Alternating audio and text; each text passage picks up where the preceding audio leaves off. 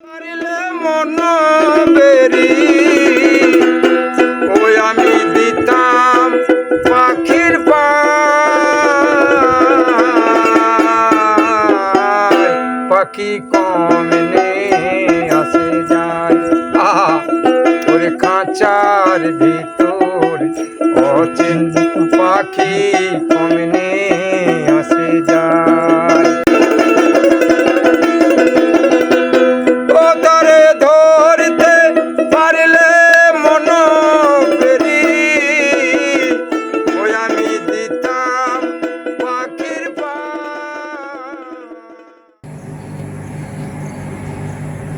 সুপ্রভাত বন্ধুরা,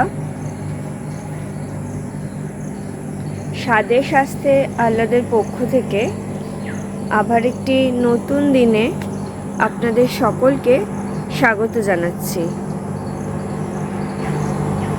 এখন আমরা শান্তিনিকেতনে রূপমঞ্জরি গেস্ট হাউসে রয়েছি। সকালবেলার পরিবেশটা ভারী সুন্দর, চারদিকে পাখির কলকাকলি। আমরা সকালবেলা উঠে এই পরিবেশটাকে অনুভব করার চেষ্টা করছি, আর সেই ফ্লেভারটা কিছুটা আপনাদের সঙ্গেও শেয়ার করছি। আজকে 2 অক্টোবর 2023, একটি নতুন দিন, একটি নতুন সকাল। আমরা আবার কিছুক্ষণ পরে বেরোবো। আজকে কয়েকটি জায়গায় যাব, যেমন যেমন যাই সেরকম দেখাবো। আকাশে মেঘ আছে, মেঘলা আকাশ। এইটাই মুশকিল করে দিচ্ছে যে আমাদের ট্যুর প্ল্যানগুলোকে গন্ডগোল করে দিচ্ছে। তো এখনও বৃষ্টি সেরকম হয়নি, যদিও বৃষ্টি ফোরকাস্ট আছে। আমরা দেখলাম নেটে বৃষ্টি বেশ ফোরকাস্ট আছে। তো বেরোবো, তারপর দেখি কেমন হয়, কতটা কভার করতে পারি, কতটা যেতে পারি। যেখানে যাব সেখানে দেখাবো। এখন আপাতত চাটা শেষ করি। এখন আকাশটা একটু পরিষ্কার ঠিক বলবো না, তবে হালকা হালকা একটু আলো দেখা যাচ্ছে। আমরা তাই বেরিয়ে পড়েছি। সামনের দিকটা এই ফার্মস্টে, রূপমঞ্জরি ফার্মস্টে এটা আছে, কালকে আমরা দেখেছি। দেখুন সুন্দর এই প্রপার্টি। আমরা সামনে একটা দোকানে এসেছি, এখানে একটু ব্রেকফাস্ট করব। সকালবেলাতে ব্রেকফাস্ট কিছু হয়নি, খালি একটু চা খেয়ে পেয়েছিলাম।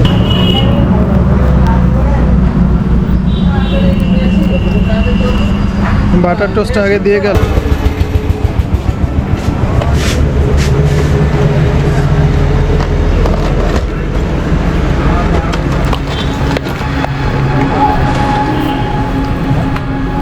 ডিম পোচ দিয়ে গেল, ব্রেড টোস্ট, তারপর ডিম পোচ দিয়ে গেল। ব্রেকফাস্ট ছেড়ে আমরা আবার উঠে পড়েছি টোটোতে। এখন যাচ্ছি সামনের দিকে। বেশ খানিকটা দেরি হয়ে গেল। ভারী চমৎকার রাস্তা, চারপাশে সবুজ।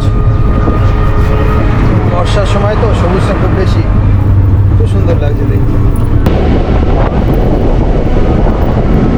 এই চৌপাহাড়ি জঙ্গলের মধ্যে দিয়ে আমরা যাচ্ছি। দারুণ, আগেও এসেছিলাম, আগের ভিডিওতে আপনারা দেখেছেন। তো তখন শীতকাল ছিল, একটু সূক্ষ্ম ছিল। ভালো সুবিধা কি, মানে বিউটিফুল লাগছে না? এত সুন্দর মানে জঙ্গল। হ্যাঁ, জঙ্গলে গাছের পাতা থাকতে এখন রোদটা পড়ছে। হ্যাঁ, দৃশ্যটা অনেক চমৎকার হয়েছে। এই রোদটা আমরা এক্সপেক্ট করছিলাম যে সকাল থেকে রোদ ছিল, তো আমরা মন খারাপই লাগছিল। এই ডিপ্রেসিং ওয়েদার, এসে ছবি তুলতে পারছি না, বেরোতে পারছি না, খুব মুশকিল। এখন মাঝে মাঝে রোদ উঠছে, মেঘলা, কিন্তু ভালো লাগছে বেশ, বলো? হ্যাঁ, দেখুন ঘন জঙ্গল।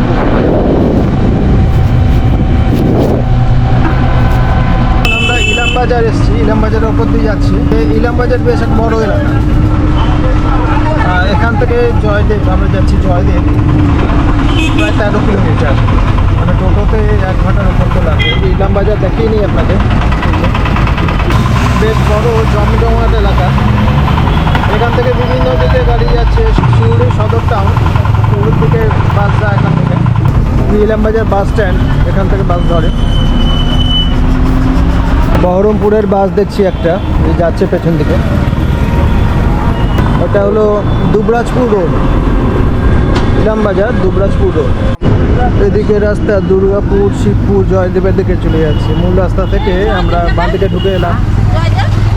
গ্রামের রাস্তা, এগুলো দেখতে খুব সুন্দর লাগে। পায়ের এই জায়গাটা ও, এর পায়ের সাইনবোর্ডে লেখা আছে, দেখছি জায়গাটার নাম পায়ের। জল হয়েছে, টইটুম্বুর করছে পুকুর। যে গাছ একটা, বাবা কত ঝুড়ি নেমেছে।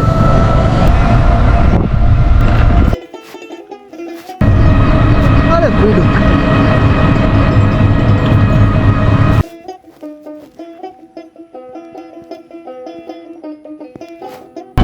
বাহ, সবুজ হয়ে রয়েছে, কি দারুণ লাগছে, দারুণ দারুণ দারুণ।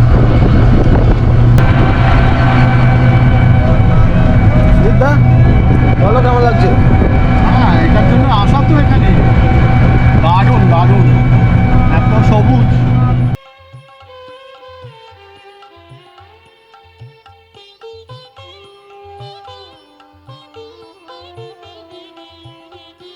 এই মন্দির, আমরা জয়দেব এসে পৌঁছেছি। এই বোলপুর থেকে জয়দেব এলাম।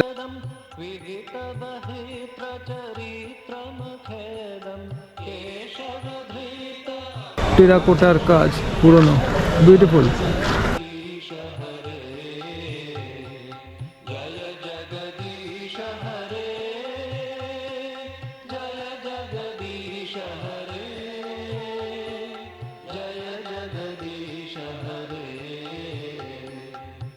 অসাধারণ কাজ মন্দিরের গায়ে।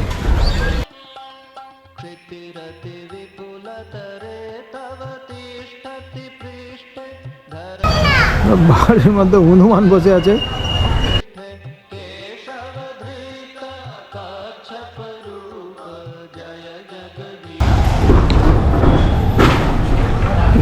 এই জয়দেব এখানে পৌষ সংক্রান্তির সময়তে মেলা হয়, 4 দিন ধরে মেলা চলে।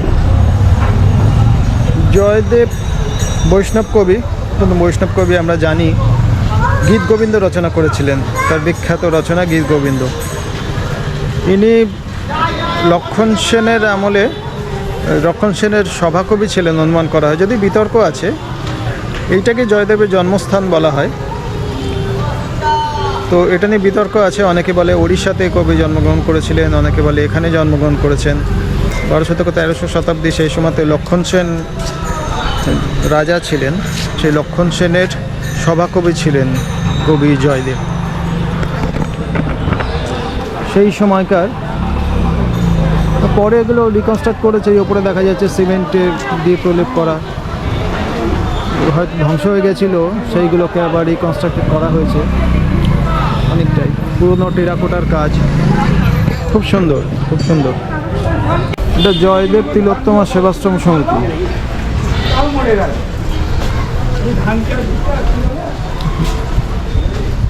এই পুরনো, অনেক পুরনো স্ট্রাকচার।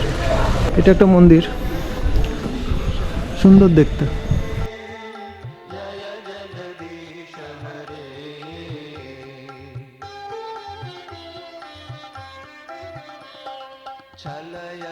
বৃষ্টি চলে এসছে, সারাদিনই এই চলছে সকাল থেকে। এবার বৃষ্টি, এখন আবার বৃষ্টি। তাড়াতাড়ি ফিরে যাচ্ছি টোটোতে। এই খালি বৃষ্টি রোদ, বৃষ্টি রোদ, আবার বৃষ্টি। টোটোতে ফিরে চলে আসতে হলো বৃষ্টির জন্য। এটা জয়দেব পদ্মাবতী মিলন ক্ষেত্র আশ্রম।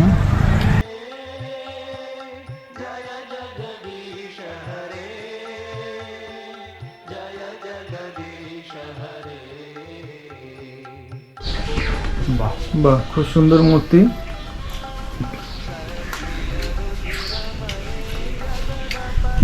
জয় শ্রীকৃষ্ণ।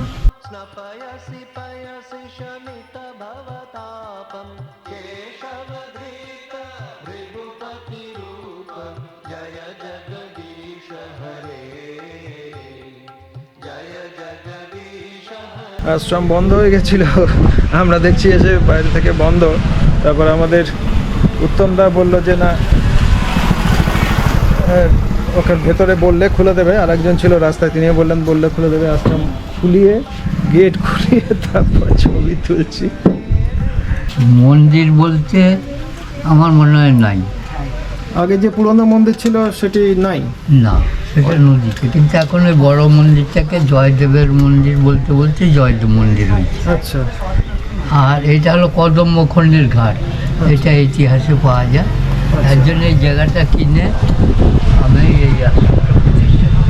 আপনি প্রতিষ্ঠা করেছেন পরে? মানে মূল যে জয়দেবের মন্দির সেটা নাই, এটা বোধহয় পরবর্তীকালে হয়েছে। এখন বলতে পারবো না। এটা বিতর্কিত বিষয়। বলতে পারবো। আচ্ছা, এখানে যে মেলা হয় সেটা ওই ডিসেম্বর মাসে পৌষ সংক্রান্তির সময়তে হয় তো, যখন খুব ভিড় হয়? পৌষ সংক্রান্তি। আচ্ছা, কদিন থাকে মেলা? 3 দিন তো আমরা 17টা দিই। 3 দিন যে আসে থাকে। সে খেতে পারে। যে আসে সে খেতে পারে, সবাই মানে এলেই এখানে ব্যবস্থা থাকে। হ্যাঁ, আর আখড়া থাকে তাই তো সেখানে? আগড়া থাকে, অনেক আগড়া হয়। অনেক আখড়া থাকে। আচ্ছা আচ্ছা আচ্ছা। মোটামুটি কিরকম লোক হয় সেই সময়তে? ছোলা কাটলা হবে। 6 লাখ 8 লাখ বা 6 লাখ 8 লাখ সেই সময়তে থাকতে পারে? মানে সারাদিন রাত্রি থাকছে তো, মানে তারা এত না, লোক না। থেকে আসছে বা তারা ও আসছে যাচ্ছে পিমড়াসারের মতো, চারদিকে রাস্তা। চারদিকে আসতে হ্যাঁ। মানে কেউ কি আশ্রমে সেই সময়তে বাস করতে পারে? যে মনে করেন কিছুদিন এসে থাকবো, সেটা থাকতে পারে? থাকতে পারে। থাকতে পারে। সেগুলো আপনাদের সাথে যোগাযোগ করতে হয় আগে না, থেকে। আরো কত আরো সব আছে। আমার লজ আছে। লজ আছে সেখানে। মূলত ওই সময়টাতেই ভিড় হয় জয়দেবে, তাই তো? হ্যাঁ, ওই সময়টাতে ভিড়। জয়দেবের আশেপাশে ঘুরে বেড়াচ্ছি, প্রচুর মন্দির আছে এখানে বৈষ্ণবদের,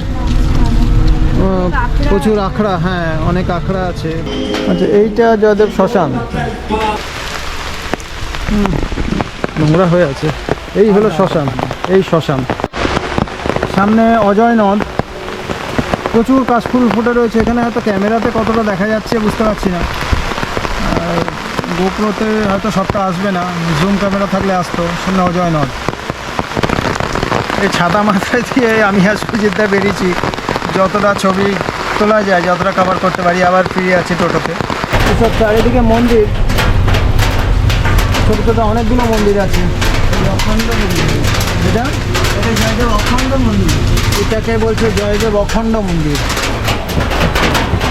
শ্রী রামকৃষ্ণ আশ্রম, জয়দেব কেন্দ্রজি, বিরজানন্দ ভারতী মনোহর সেবাশ্রম। এটা অজয় নদীর বাঁধ, ওই যে নতুন ব্রিজ হচ্ছে, এর পাশে নতুন ব্রিজ হচ্ছে। ব্রিজটা কমপ্লিট হলে দুর্গাপুর অনেক সহজে পৌঁছে যাওয়া যাবে, ডিস্টেন্স অনেক কমে যাবে। এই যে এটা নদীর বাঁধ, এই যেটা দেখা যাচ্ছে, আর এই কনস্ট্রাকশন হচ্ছে নতুন ব্রিজ। এইটা আর একটা আশ্রম, শ্রী রাধাপদ সেবাশ্রম। তুমুল বৃষ্টি হচ্ছে। আমরা গাড়ি থেকে নেমে যে দেখবো তার কোনো উপায় নেই, গাড়িতেই বসে থাকতে হচ্ছে, কোনো উপায় নেই। এটা রাই রাজা মন্দির, শঙ্কর শান্তি আশ্রম।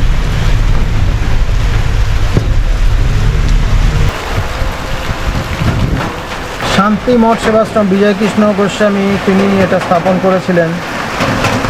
একটাও যেতে পারছি না, এটা এত বাজে, এত জোরে বৃষ্টি। জয়দেবের রাস্তায় রাস্তায় ঘুরে বেড়াতে ভালোই লাগছে, খারাপ না, কিন্তু খারাপ লাগছে যে নেমে হেঁটে হেঁটে সব জায়গায় যেতে পারলাম না, এই টোটোতে করে এখানে ঘুরে বেড়াতে হচ্ছে। তো এখানকার বৈশিষ্ট্য যেটা আগে বললাম, যে পৌষ সংক্রান্তির সময়তে মেলা হয়, 4 দিন মেলা থাকে। তখন প্রায় 7-8 লক্ষ লোকের আগমন তো ঘটে এখানে। বেশ কিছু আখড়া, বৈষ্ণব আখড়া, মূলত 160টির মতো আখড়া হয় সেই সময়তে। সেখানে কিছু থাকেন অনেকে ভক্তরা। তো এই জয়দেবের ইতিহাস অনুসন্ধানে আমরা জানতে পারি, জয়দেব কেঁদুলি মুঘল আমলে সেন পাহাড়ি পরগনার অন্তর্গত ছিল। তারপর ঔরঙ্গজেব 1700 সালে, 17শ শতাব্দীতে যখন ঔরঙ্গজেব রাজত্ব করছেন, অর্থাৎ দিল্লির বাদশাহ, তখন একটি ফরমান জারি করেন। সেই ফরমান অনুসারে সেন পাহাড়ি পরগনা বর্ধমান যে তার জমিদারি ছিল, সেই রাজা কৃষ্ণরাম রায়, এক্স্যাক্টলি বর্ধমান রাজা কৃষ্ণরাম রায় তার জমিদারিতে যুক্ত হয়। তো রাজা কৃষ্ণরাম রায় তার একজন সভাকবি ছিলেন, তার নাম হলো যুগল কিশোর মুখোপাধ্যায়। তো এটা যেহেতু অনেকদিন আগেকার, অনেক রকম তর্ক বিতর্ক আছে। অ্যাকচুয়ালি জয়দেবের যে জন্মস্থান সেটা নিয়েও একটু বিতর্ক আছে। কিছু এইটা যেমন ওড়িশার কিছুটা অংশ মধ্যেও কেন্দুলি বলে একটি জায়গা আছে, কেন্দুলি শাসান বলে। হ্যাঁ, শাসান বলে যে জায়গা আছে, সেখানটারও এই একই নাম, এবং সেখানেও কিন্তু জয়দেবের লেখা অনেক কিছু জিনিসপত্র পাওয়া যায়, যেটা জয়দেব কবি জয়দেবের সাথে সম্পর্কিত। এক্স্যাক্টলি, মানে যে জানতে পারি অনেক তর্ক বিতর্ক থাকুক, অনেক গবেষকের মতে যে ওড়িশাতে প্রামাণ্য হিসাবে জয়দেবের দলিল অনেক বেশি পাওয়া যায় বাংলার তুলনায়। তো সেই কারণে ওড়িশা সমান দাবিদার জয়দেবের জন্মস্থান হিসাবে। যদি আমরা যাইনি, যদি কখনো সুযোগ পাই সে যাবো। কেন্দুলি শ্মশান বলছে সেই জায়গাটাকে। তো যেহেতু প্রামাণ্য দলিল দস্তাবেজ অনুসারে ওড়িশার ভার একটু বেশি, সেই জন্য ওড়িশার দিকে পাল্লা হেলে থাকে। কবি জয়দেব নিজের জন্মস্থানের পরিচয় একটা জায়গায় দিয়েছে গীত গোবিন্দে, সেখানে একটু সমুদ্রের কথা বলা হচ্ছে। সেই সমুদ্রেও হ্যাঁ। তা অজয়ের আগে যে ব্যাপ্তি ছিল, হ্যাঁ, সেটাও কিন্তু তোমার সমুদ্রের মতনই তখনকার হতে দিনে, পারে, যেটা হতে পারে। মোদ্দা কথা হলো জয়দেব সত্য, জয়দেবের রচনা গীত গোবিন্দ সেটা সত্য, সে বাংলায় হোক বা উড়িষ্যাতেই হোক, যেখানেই হোক না কেন। সেটা অসামান্য সৃষ্টি, অসামান্য অসামান্য সৃষ্টি। বৃষ্টির তোরটা একবার দেখাই আপনাদের, আমরা কিভাবে বসে আছি দেখুন অটো, এই টোটোর মধ্যে, এই দেখুন চারপাশে ঘেরা প্লাস্টিক দিয়ে, তার মধ্যে আমরা বসে বসে কি করবো, আমরা জয়দেবের কথা ভাবছি, তার কথা আলোচনা করছি। আরেকটু তথ্য আপনাদের জানিয়ে রাখি, যখন এই জয়দেব কেন্দুলি বর্ধমান রাজার অধীনে এলো এই জায়গাটা, তো তখন বর্ধমান রাজার যিনি রানী ছিলেন ব্রজকিশোরী, উনি পুরী ও বৃন্দাবনের মতো এখানেও নানা জায়গায় মন্দির স্থাপন করছিলেন। আর তৎকালীন বর্ধমান রাজের সভাকবি ছিলেন যুগল কিশোর মুখোপাধ্যায়। তো ওনার অনুরোধে রানী এই, যেখানে স্থানীয় মানুষরা বিশ্বাস করেন যে জয়দেবের, কবি জয়দেবের জন্মস্থান, সেই স্থানে রানী এই একটি মন্দির স্থাপন করেন, রাধাকৃষ্ণের মন্দির, যে মন্দিরটি মূল আকর্ষণ এই জয়দেবের। অপূর্ব টেরাকোটার কাজ আছে এই মন্দিরটিতে। তবে শোনা যায় যে যখন বারবার আক্রমণ হয়েছে, এখানে মুঘলদের আক্রমণ হয়েছে এই বাংলার বুকে, তখন বিভিন্ন মন্দির তো ধ্বংস হয়। তো এই জয়দেবের এই মন্দিরও তার থেকে নিষ্কৃতি পায়নি, তাই দেওয়ালে কিছু কিছু জায়গায় সেই কাজ নষ্ট হয়ে গেছে। আর সেখানে আর এখনও মেনটেনেন্সের জন্য সেখানে এখন সিমেন্টের প্রলেপ করছে। তবুও যেটুকু কাজ দেখা যায়, অনবদ্য কাজ। এবং আমরা আপনাদের অনুরোধ করব যে আপনারাও আসুন, দেখে যান একবার এই জয়দেব কেন্দুলিকে। টেরাকোটা তো একটা বিরাট ভাবতে অবাক লাগে, পোড়া মাটির তৈরি করে সেটাকে ছোট ছোট টাইলস আকারে পুড়িয়ে তারপর মন্দির গাঁথতে কীভাবে মানে তৈরি করা, এটা টু মাচ টাফ। চোখে না দেখলে বিশ্বাস করা মুশকিল। ছোট ছোট ছোট ছোট এত সূক্ষ্ম কাজ। হ্যাঁ, এবং ওই প্রত্যেকটা ওর মধ্যে একটা করে কাহিনী আছে, পৌরাণিক কাহিনীগুলোই বেশি দেখতে পাই, আমরা চোখে দেখতে পাই। এছাড়া সামাজিক কিছু চালচিত্র ওখানে রয়েছে দেখলাম। বাংলার বিভিন্ন প্রান্তরে এইরকম ইতিহাস তো ছড়িয়ে রয়েছে, সেই ইতিহাসগুলো আমরা যাতে ধরে রাখতে পারি, কি বলো? একদম একদম একদম, সেই ইতিহাসকে ভুলে গেলে কিন্তু মুশকিল। ইতিহাসকে ধরে রেখে সেখান থেকে অনেক কিছু জানা যায়, সেখান থেকে অনেক কিছু শেখা যায়। আর বিশেষ করে এটা তো আমাদেরই সংস্কৃতি, আমাদেরই তো ধরে রাখতে হবে, তাছাড়া আর কারা ধরে রাখবে।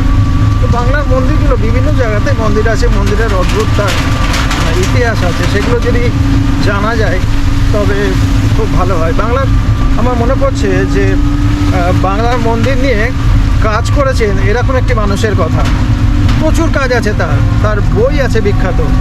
তিনি কিন্তু বাঙালি নন, মজার কথা, তিনি কিন্তু ব্রিটিশ। তার নাম ডেভিড ম্যাকেচেন সাহেব। তিনি প্রচুর কাজ করেছেন, বিশেষ করে বাংলার মন্দিরের ওপর। এই ম্যাকেচেন সাহেবের কিছু লেখা কিছুদিন আগে হাতে এসেছিল, তো সেখানে দেখতে পেয়েছি গবেষণা হয়েছে, প্রচুর গবেষণা করেছেন তিনি।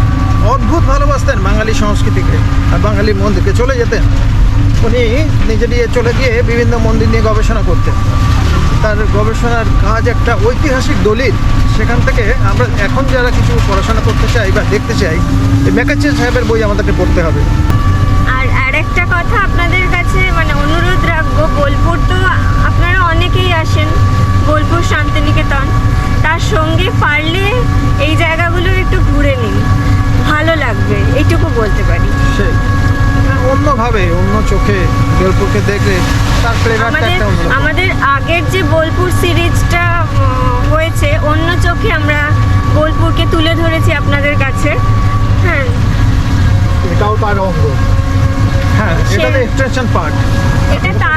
এটা তারই এক্সটেনশন পার্ট। ওটা আমাদের একদিনের একটা ট্যুর ছিল, সেখানে আমরা কিছু দেখিয়েছি। দুদিনের ট্যুর ছিল আমাদের সেটা। সেখানে আমরা কিছু কিছু জায়গা দেখিয়েছি, সেগুলো ভীষণ অন্যরকম একটা বোলপুরকে আপনাদের সামনে তুলে ধরার চেষ্টা করেছি। এখন দুপুরবেলাতে একটু লাঞ্চ করবো, এসেছি বরিশালের রান্নাঘর। এখানে বনলক্ষ্মী, বরিশালের রান্নাঘর পরপর দুটো আছে। আজকে সোমবার, ফলে বনলক্ষ্মী বন্ধ। বরিশালের রান্নাঘরে লাঞ্চ করব। চলুন যাই, ভেতরটা দেখাবো।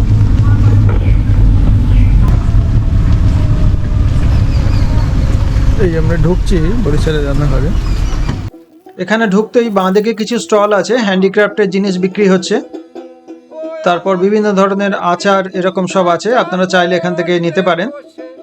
আর কয়েকটি কথা বলে রাখি, এখানে আপনারা খেতে চাইলে আগের দিন এদেরকে জানিয়ে দিতে হয় ফোন করে যে আপনি কি কি আইটেম নেবেন, এরা সেই অনুযায়ী ব্যবস্থা করবে।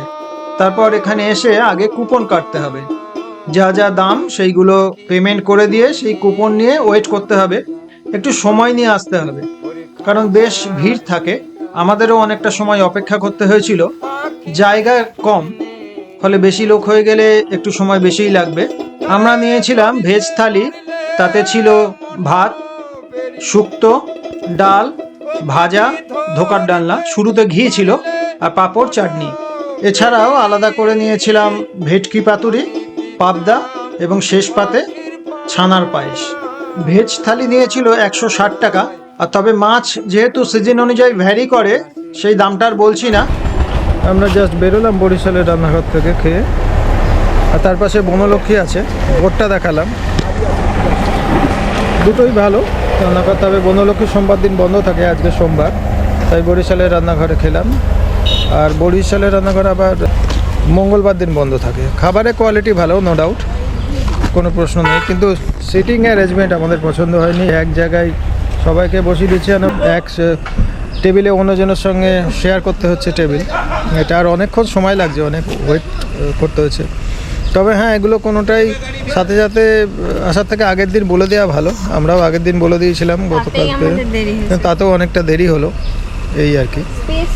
স্পেসটা খুব কম, ফলে ওখানে বসে বসে আমরা মনে করেছিলাম যে রিভিউ দেবো, কিন্তু সেই রিভিউ দেওয়া যায়নি, এত ভিড়। আর ভেটকি মাছটা তো অসাধারণ লেগেছে, খুব ভালো লেগেছে। ছানা পায়েসটাও খুব ভালো, শুক্তো ভালো ছিল, ডাল, আলু ভাজা ঠিক আছে, ঘি দিয়েছিল খাবারের প্রথমে, ঠিক আছে ওগুলো। ধোকার ডালনা দিয়েছিল, ভালো। পাবদা মাছটা বেশি ভালো লেগেছে। ভেটকি মাছের যে পাতুরি আমার একটু ড্রাই লেগেছে, আর একটু জুসি হলে সেটা মনে হয় ভালো হতো। আদারওয়াইজ ঠিক আছে, সব মিলিয়ে ঠিক আছে। দুপুরে লাঞ্চের পর একটু রেস্ট নিয়ে বিকেলবেলা আমরা গেলাম সৃজনী শিল্পগ্রামে।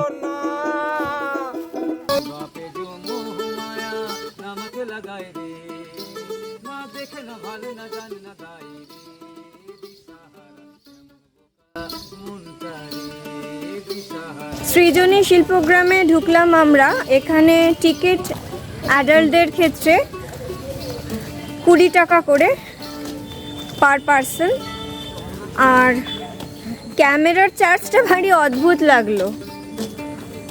স্টিল ফটোগ্রাফি 50 রুপিস, মোবাইলে কোনো চার্জ নেই। প্রফেশনাল ভিডিও ক্যামেরায় 2000 টাকা।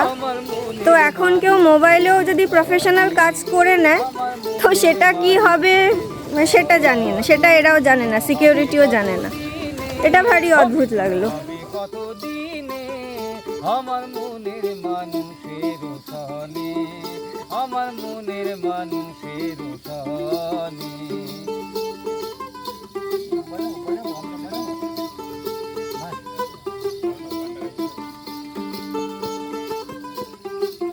এটা আমরা লক্ষ্য করেছি অনেক জায়গাতে মোবাইলে ছবি তোলা যাচ্ছে, কিন্তু ক্যামেরা করতে গেলে তখন মুশকিল। অদ্ভুত ব্যাপার, সিস্টেম আমি জানি না, মোবাইলের মধ্যে অনেক ইজি।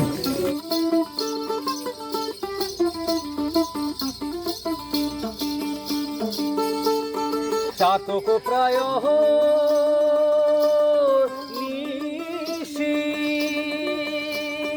যে আছে কালো শশী, চাতক প্রায় নিশি যে আছে কালো শশী, আমি হব বলে চরণ দাসী, হব বলে চরণ দাসী। ওটা হয় না কপাল গুনে, ওটা হয় না কপাল গুনে, আমার মনের মানুষের সনে, আমার মনের মানুষের সনে, মিলন হবে কতদিনে, ও মিলন হবে সৃজনী শিল্পগ্রামের ভেতরে ঘুরছি আমরা। আমার মনের মানুষের সনে, আমার মনের মানুষের সনে। তো সৃজনী শিল্পগ্রামের মধ্যে বিভিন্ন জায়গায় একটু সুন্দর সুন্দর সাজানো আছে, এক একটা সাবজেক্টের ওপরে এক একটা প্রদর্শনী করা আছে। এটা যেরকম দেখছি, বাহ,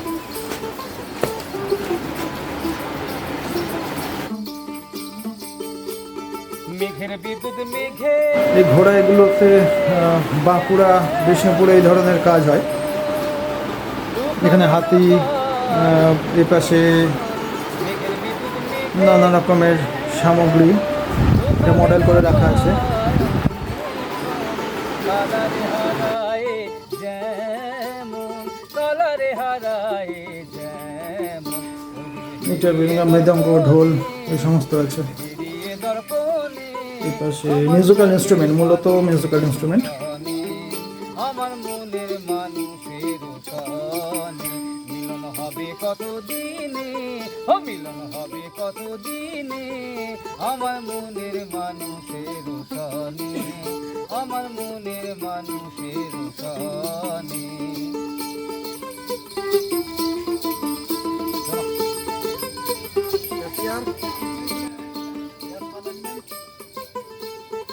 বিমের কাজগুলো দরজায় রং করেছে, দেখ কি সুন্দর।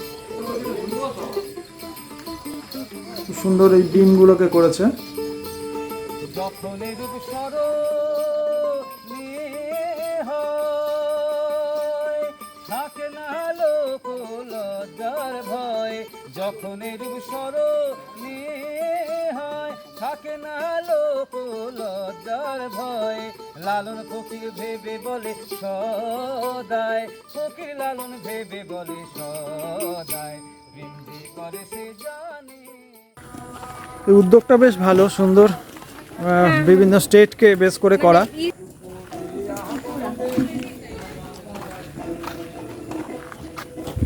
এটা ত্রিপুরা, কি আন্দামান? আচ্ছা, আন্দামান। দেখি আন্দামান কেমন। প্রতিটা স্টেটের বাড়িগুলো কেমন হয় সেটা আমরা একটা শিল্পের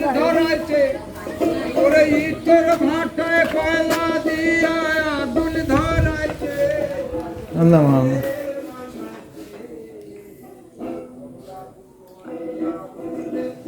ওই আন্দামানের ট্রাইবাল, এই ওদের সমস্ত জিনিস, ইউজেস মেটেরিয়াল। কি জাদু করিয়া বন্দে মায়া লাগাইছে, বন্দে মায়া লাগাইছে, প্রীতি শিখাইছে, বন্দে মায়া লাগাইছে, প্রীতি শিখাইছে, বেহে বানাইছে। কি জাদু করিয়া বন্দে মায়া লাগাইছে, কি জাদু করিয়া বন্দে মায়া লাগাইছে, কি জাদু করিয়া বন্দে মায়া লাগাইছে। পাগলা হওয়ার বাদল দিনে পাগল আমার মন জেগে ওঠে, চেনা সোনার কোন বাহিরে। আমরা সৃজনী শিল্পগ্রামে ঘুরে বেড়াচ্ছি, এখন বিকেল হয়ে গেল, আলো কমে গেছে, অন্ধকার অন্ধকার, সমস্যা হলো আজকে সারাদিন বৃষ্টি। আমরা সকালবেলায় জয়দেবকে চিনেছিলাম, আপনারা দেখেছেন, সবটা দেখাতে পারলাম না। কারণে যায় ছুটে ঝড়ের মুখে আর কি রে রনপা ওরে কোনো দিন এই যে দেখাচ্ছি, যাবে ফিরে ঝড়ের মুখে রনপা। আর কি রে ওরে কোনো দিন সে যাবে যেটা বলছিলাম, সারাদিনে খুব বেশি ভোগাচ্ছে আমাদের বৃষ্টি। তো মাঝে মাঝে বৃষ্টি হচ্ছে, আমরা আটকে যাচ্ছে, অনেক দেরি হয়ে যাচ্ছে, তো সেইগুলো। কিন্তু সৃজনশীল প্রোগ্রামে এসে যেটা আমরা খুব খুঁজছিলাম, বাউল গান মন ভরিয়ে দেয়, এই সুর মন ভরিয়ে দেয়। সে বাউল গান আমরা শুনলাম, আপনাদের শোনালাম, দেখালাম, অপূর্ব। রামের আমি চালা বৃষ্টি ভরা নিশা সন্ধ্যা বেলায় কোন বলো রামের আমি চালা আমার স্বপ্ন মাটির কাছাকাছি মানুষগুলো বাস করে, মাটির সুর, মাটির গন্ধ, মাটির স্পর্শ, পাইবার আমি এদের সুর কোনখানে যেন আপ্লুত করে দেয় মনকে। যা চাই তাহাই কোথা পাই গো আমি জানা পাইবার তাই পাই গো যেন সুরের সাগরে ভাসিয়ে নিয়ে যায়। যা চাই তাহাই তো আমরা সেই সুর শুনলাম, বাউল। পাবো না মরি অসম্ভবের পায়ে মাথা করে পাবো না পাগলা হওয়ার বাদল দিনে পাগল আমার মন জেগে ওঠে চা ভেঙে কোন দিন পাখি ওই আমার খাঁচা ছেড়ে কোন দিন পাখি কোন বনে পালায় পাখি কমনে আসে যায়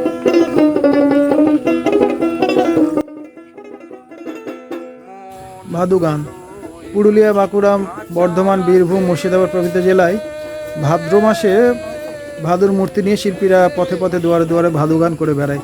তারই প্রদর্শন এখানে করা আছে।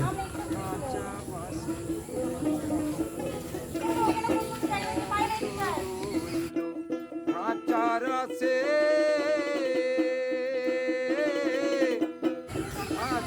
এটা প্রবাদ কথিত আছে, মানভূমের পঞ্চকোট জেলার কাশীপুর রাজ্যের রাজা নীলমণি সিংহের কন্যা ভাদুমণি বিবাহের দিন আত্মহত্যা করে। প্রিয় রাজকন্যার স্মৃতিতে সেই স্মৃতি থেকে অনুরূপ ভাদুমণির মূর্তি করে গান গেয়ে ফেলে বাংলার লোকশিল্পীরা। আসলে ভাদ্র মাসে মাঠে ধান রোপণ করে কৃষি নির্ভর মানুষ কিছুটা অবসর পায়। সেই সময় আপন সুখ দুঃখ, সমাজের বিভিন্ন ঘটনাকে অসঙ্গতিতে ভাদু গানের মাধ্যমে উপস্থিত করা হয়। পাখি কমনে আসে করো ওরে খাঁচার ভিতর আছে পাখি কমনে আসে এখানেও শান্তিনিকেতনের কিছু গয়না, পোশাক, শাড়ি, বিভিন্ন দোকান রয়েছে, শোরুম কয়েকটা রয়েছে এই সৃজনশীল প্রোগ্রামে। আপনাদের ইচ্ছে হলে এখান থেকেও আপনারা কেনাকাটা করতে পারেন। পাখি কমনে আসে যায় পাখি কমনে আসে যায় পাখি কমনে আসে যায় वाह वाह वाह वाह वाह वाह वाह, क्या बात, क्या बात।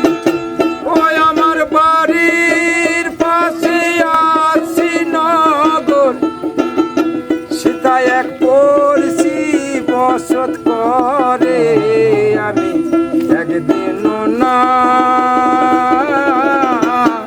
দেখিলাম তারে আমরা এখন এসেছি সুরুল রাজবাড়ির সামনে। এই হলো সুরুল রাজবাড়ির এন্ট্রি গেট, ঢুকবো এখান দিয়ে। সুরুল রাজবাড়ির পুরনো ইতিহাস মোটামুটি এই রকম বলে অনুমান করা হয়। অষ্টাদশ শতাব্দীতে বর্ধমানের বাঁকা নদীর ধারে নীলপুর গ্রামে ভরতচন্দ্র বলে এক ব্যক্তি থাকতেন। তিনি খুব ধার্মিক ছিলেন। ভরতচন্দ্রের কোনো সন্তান হয়নি, তাই তারা বারাণসী যাবেন বলে মনস্থির করেন। তখন তো যাতায়াত ব্যবস্থা এত সহজ ছিল না, ফলে অনেক সময় লাগতো যেতে, নৌকো করে যেতে হতো। বারাণসী যাওয়ার পথে তারা এই সুরুল গ্রামে আসেন এবং এখানে তাদের গুরুদেব বাসুদেব ভট্টাচার্য থাকতেন। তখন কুলগুরু প্রথা ছিল, সেই কুলগুরু বাসুদেব ভট্টাচার্যের বাড়িতে এই দম্পতি থাকতে শুরু করেন। বাসুদেব ভট্টাচার্য শ্যামসুন্দরের পূজা করতেন, তাই দেখে ভরতচন্দ্র এবং তার স্ত্রী এখানে শ্যামসুন্দরের পুজো শুরু করেন। অতি ভক্তিমান ছিলেন এই দম্পতি। পরে তাদের একটি পুত্র সন্তান হয়, তার নাম রাখেন কৃষ্ণহরি। শোনা যায় এই পরিবার, এদের পদবি কিন্তু সরকার ছিল না, এর পদবি ছিল ঘোষ। ইংরেজের কাছ থেকে এই পদবি অর্থাৎ এই সরকার পদবি তারা পেয়েছিলেন। পুজো হয়, দুর্গা পুজো হয়, তার প্রস্তুতি চলছে। যাই হোক, কৃষ্ণহরির পুত্র শ্রীনিবাস ইংরেজদের সঙ্গে পরবর্তীকালে ব্যবসা করে অনেক প্রতিপত্তি করেছিলেন। মূলত নীল চাষ এবং জাহাজের পাল তৈরির ব্যবসা এই পরিবারের প্রতিপত্তির কারণ। এখানে দুর্গাপুজো খুব ধুমধাম করে হয়। তো অনুমান করা হয় এই দুর্গাপুজোর শুরু কিন্তু সেই ভরতচন্দ্রের আমল থেকেই। প্রায় 300 বছর বয়স এই দুর্গাপুজোর। সুন্দর মন্দির, সবই বন্ধ।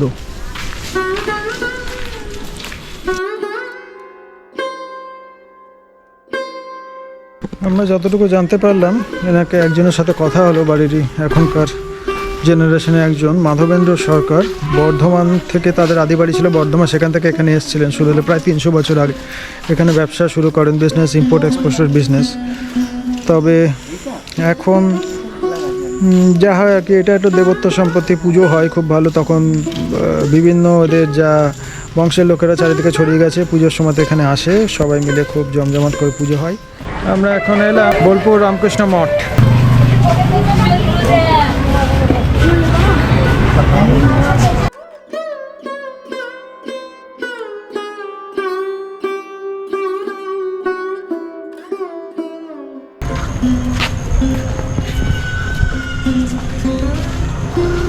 এটা মন্দির, ঠাকুর মন্দির।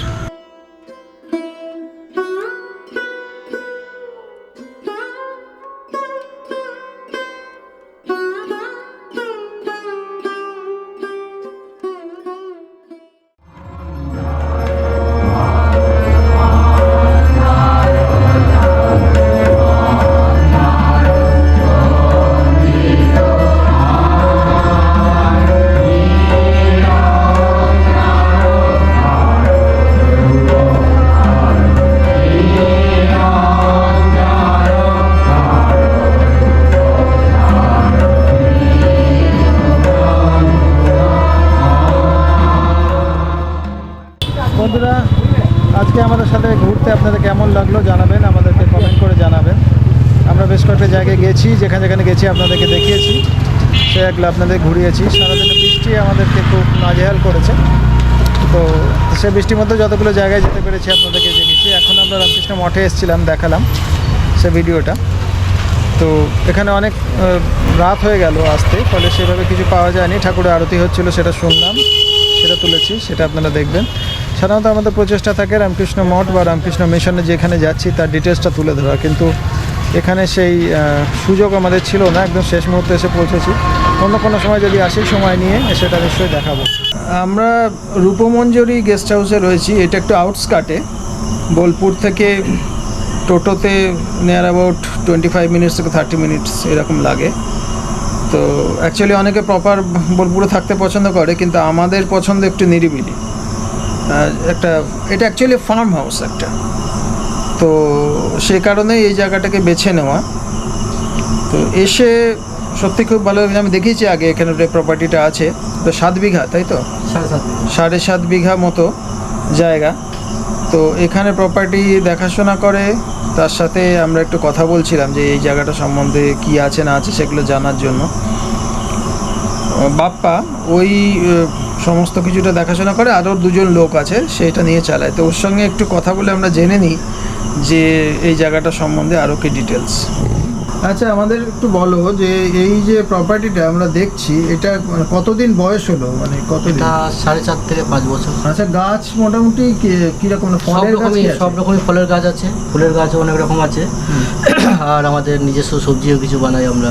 সবজি, হ্যাঁ, সবজি সেটার যে চাষ হয়, কি কি সবজি চাষ হয় সবজি এখানে? আপনার ওই শীতের সময় সবজি যেমন ফুলকপি, বাঁধাকপি, গাজর, বিট, আচ্ছা, তারপর আচ্ছা, আপনার বিনস, বেগুন, হুম। আলু, সর্ষে, সব রকম শীতের সবজিটাই আমরা লাগাই।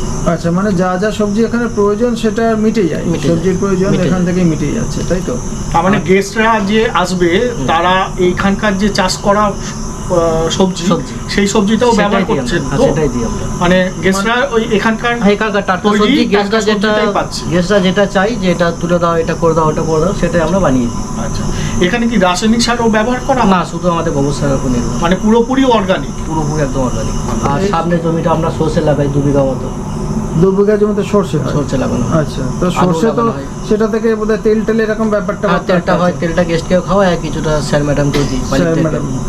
আচ্ছা, তুমি আমাদের আরেকটু বলো যে ধরো এখানে যারা বাইরে থেকে গেস্ট আসবে, সে কিভাবে, প্রসিডিওরটা কি, মানে ফোনে এরকম ভাবে বলে তো? আমাদের তো এখন তো অনলাইন সিস্টেমটা এখনো পর্যন্ত হয়নি। হুম। এবার যতটুকু যা হয় ওই আপনাদের আসলেন, ভালো লাগলো, আপনাদের থ্রুতে সেখান আরো থেকে। 2-4 জন এলো, এই ফোনের যোগাযোগের মাধ্যমে যা হয়। মানে ফোন নাম্বার, মানে আমি ফোন নাম্বারটা তাহলে যদি জানিয়ে দিই যে মানুষকে, তাহলে আরো মানুষ এখানে আসতে পারে। ফোন নাম্বারটা আপনাদের যদি ভালো লেগে থাকে, আপনি আরো 2-4 জনকে বলবেন, তারাও আসবে। আমাদের তো ভালো লেগেইছে বারবারই, এটা সত্যি ভালো লাগছে, এটা মানে সত্যি ভালো সুজিতদা যে কি আর অসাধারণ, বাপ্পার সঙ্গে। অসাধারণ। আর তারপর ফোন নাম্বার দিয়ে দিলে তো বাপ্পার সঙ্গে কন্ট্যাক্ট করে নিয়ে যার যেমন আসবেন বা কবে আসবেন সেটা অবশ্যই আগে থেকে বলতে হবে, না হলে মুশকিল। ওরা তো অ্যারেঞ্জ করতে হয় ব্যাপার, সেই জন্য একটু আগে থেকে ওকে বলে দিলে ওদের পক্ষে সেটা অ্যারেঞ্জ করে নিতে সুবিধা হয়। আর ফার্ম হাউসটা তো দেখিয়েছি যে এত সুন্দর, এত বড় একটা জায়গা, ঘরগুলো তো খুবই পুকুরে মাছ ভালো। খেতে চাইলে পুকুরে মাছ ধরে দিই আমরা, টাটকা। হ্যাঁ, পুকুরে ওইটাই মাছ বলবো আছে, ভাবছিলাম। হ্যাঁ, পুকুরে মাছ আছে। আচ্ছা, কি কি মাছ আছে বলো তো? পুকুরে মাছ আছে আপনার রুই মাছ আছে, কাতলা মাছ আছে, বাটা মাছ আছে, আচ্ছা, আচ্ছা, আর পুঁটি মাছও কিছু ছাড়া হয়েছে, লাইলন টেকা মাছ আছে, হ্যাঁ, সব লাইলন লোকাল আমি কিন্তু। দেখছিলাম। একটা কথা বলা যে যারা প্রকৃতিকে ভালোবাসেন বা যারা নির্জনতাকে ভালোবাসেন তাদেরই কিন্তু এটা ভালো লাগবে। মানে এখানে এসে আমি ওই মার্কেটিং করতে যাব কি হুল্লোড় করব সেটা কিন্তু ভালো লাগবে না এখানে, মানে তাদের জন্য কিন্তু এটা নয়। যারা প্রকৃতিকে ভালোবাসে, নেচারকে খুব কাছ থেকে দেখতে চান এবং নিরিবিলি পছন্দ করেন, তাদের জন্য আদর্শ জায়গা বলবো। আসুন, কদিন থাকুন, এনজয় করুন। আর স্পেশালি বাপ্পাকে বলবো, ছেলেটি এত ভালো, এত কোঅপারেটিভ, সমস্ত বিষয়ে ও খোঁজ নিচ্ছে, খাবার দাবার কি আছে না আছে, ঘরদোর সমস্ত খোঁজ নিচ্ছে পুঙ্খানুপুঙ্খানুভাবে, সত্যিই ভালো লাগবে। তাহলে বন্ধুরা, কেমন লাগলো ভিডিওটি আমাদেরকে জানাবেন। আর যদি ভিডিওটি ভালো লেগে থাকে তাহলে অন্যকে দেখার সুযোগ করে দিন। ভিডিওটি লাইক, শেয়ার, সাবস্ক্রাইব করবেন। আর হ্যাঁ, মনে করে বেল আইকনটি অবশ্যই প্রেস করবেন, যাতে পরবর্তীকালে আমরা কোনো ভিডিও দিলে তার ইনস্ট্যান্ট নোটিফিকেশন আপনার কাছে পৌঁছে যায়। ভালো থাকবেন, সুস্থ থাকবেন, আনন্দে থাকবেন। আর হ্যাঁ, অন্যকেও আনন্দে রাখবেন। তাহলে দেখা হচ্ছে পরের পর্বে। এখনকার মতো এই পর্যন্তই। ধন্যবাদ, নমস্কার।